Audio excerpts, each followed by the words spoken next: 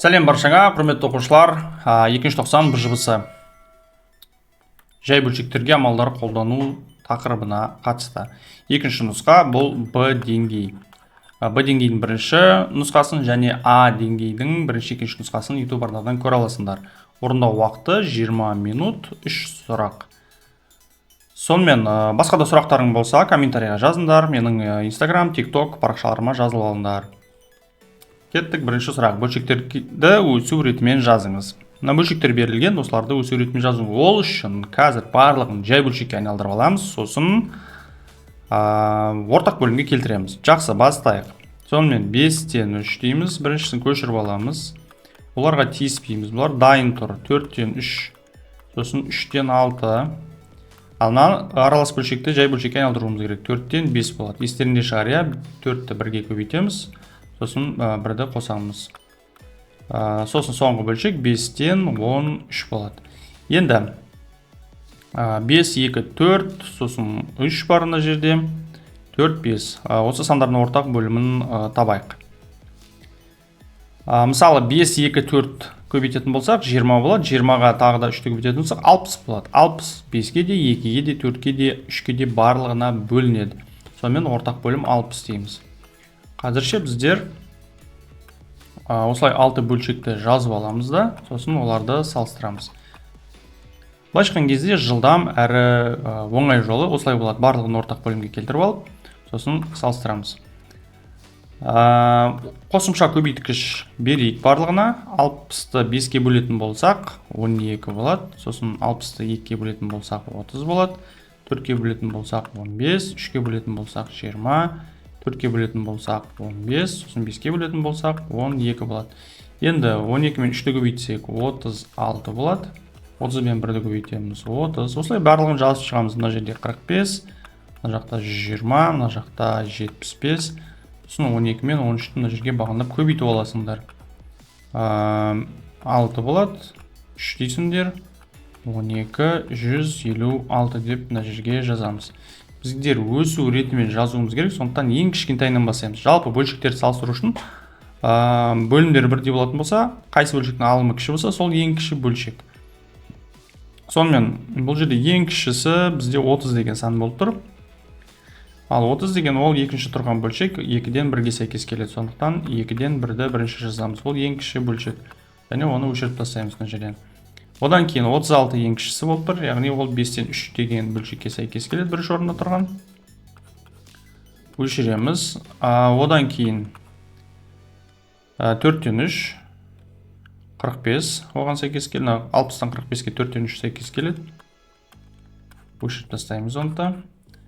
Қалғандардың ішінен 60-тан 75, ол 1,4-тен 1-ге сәйкес келеді. 120 ол 3-тен 6-ға сәйкес келеді. Сосын соңғысы енді 2,5-тен 3. Міне осылай шығарасыңдар бұл бірінші тапсырманы. Келесі суретте 1-де 3 тік төртбұрыш бейнеленген, олардың әрқайсысының бір бөліктері боялған. Ортада тік төртбұрыштың боялған бөлігін табыңыз. Барлық бөлшектерді біздер 1 деп есептейміз. Сосын мына бірінші бөлшекте мына белгісіз боялмаған жерін тауып алайық. Өйткені боялған жағы 10-нан 9 деп тұрса, біздер 1-ден 10-нан 9-ды азайтып тастаймыз да, боялмаған бөлігін тауып аламыз. 1 деген санды мен 10 бөлінген 10 деп аламын да, 10-нан 9-ды сосын азайтамыз. Енді неге 10-нан 10 деп алған түсінікті шығар, иә? 1 10 бөлінген 10-ға тең, ал неге 10 екен? Өйткені мына 10 бөлімінде тұр, ортақ бөлім болу үшін 10 деп жаздық. Сонымен 10-нан 1 болады. Бұл 10-нан 1 болатын болса, мынау да 10-нан 1 болады. Өйткені штрихталған көрсетіп тұр деңгейі 1-де екен. Сосын екінші бөлшек, мына боялған бөлігі 15-тен 11 деп тұр. Мына жері олай болатын болса, мына штрихталған жерін көріп тұрсыңдар. Мынаның деңгейі де 15-тен 11-ге тең болады. Олай болатын болса, біздер боялған бөлігін табу үшін, мынаны, мына 10-нан 1-ді азайтып тастаймыз. Мына 15-тен 1-ден. Сөйтіп боялған бөлігін тауып аламыз. Ортақ бөлім 30 болады. Мына жаққа 2, мына жаққа 3 барады. 2-ге 11-ді көбейтесін болсындар, 22 азайтылған 3 болады. Сөйтіп мына жақ 19, мына жақ 30 болады. Екінші есеп осылай шығады. Келесі өрнек мәнін табыңыз. Мына жақта көзге бірден түсіп тұрған 44 пен 33-ті қысқартып жіберейік, 4 болады. Сосын мына жақта 3 қалады. Ал қалған қазір барлығын жай бөлшекке айналдырып алып, сосын барып есептейміз. Тең деймізді. Бүйтіп жазамыз. Мына жақтан 3-тен 4 дейміз. Бөлінген. Екінші бөлшек мына жақта орнын ауыстырамыз. 5 көбейту болып кетеді. 1-ден 2. Қазірше бөлу қала берсін. Сосын мына жақта міне 2,3-тен 1, 3,2-ден 1 барлығын жай бөлшекке айналдырамыз. 3-тен 7 болады. Бөлінген 2-ден 7 болады. Сосын астында 15. Мына жер көбейту деп жерден жазып жіберейік. 5-тен 8 болып кетеді. Ары қарай көбейту 3,8-ден 1-ді 8-ден 25 деп жазайық. Сосын көбейтілген 5-тен 8 деп жазамыз. 1,5-тен 3-ті 5-тен 8 деп жазамыз. Тең. Сосын тағы да көшіріп алайық. 3-тен 4. Мына жақта 1-ден 10 болады. Бөлінген.